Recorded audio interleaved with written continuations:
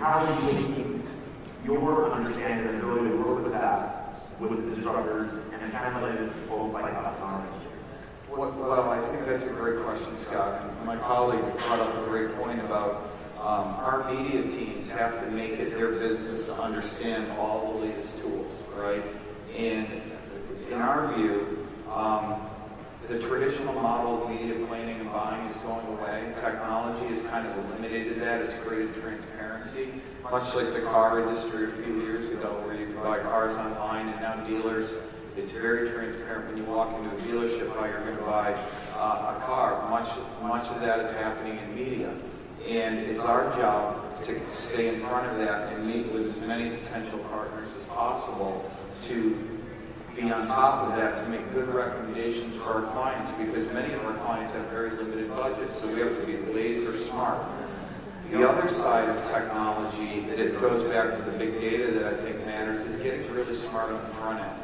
And one of the things that I felt was a game changer when we started working with Bermuda Tourism is we took their visitor cards that had been digitized, 6 or 7 years worth of cards that were just sitting in the back room. And we digitized those and did a profiling and segmentation study on those cards to tell Bermuda exactly who was visiting their island, what type of customers they were, where the low-hanging fruit was, where the target opportunities were. And for the last few years, we've been working off that, and we've used the tools that we just talked about, like Rocket Fuel and other ones, to build really smart media plans that overlay on that segmentation. And then we measure that.